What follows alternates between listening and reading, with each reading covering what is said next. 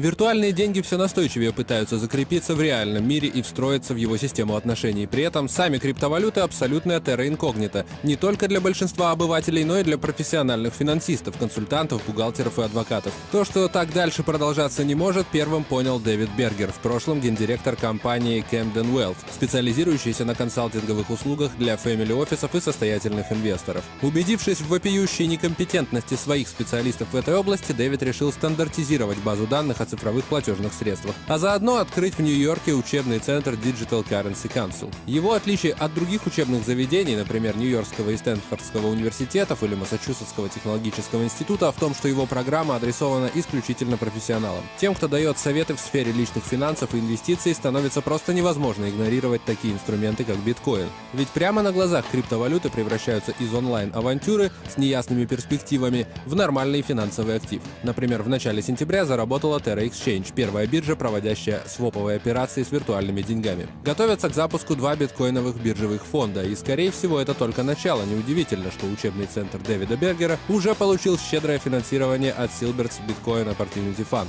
Пока центр работает в тестовом режиме, но число желающих записаться на курсы уже перевалило за 200 человек.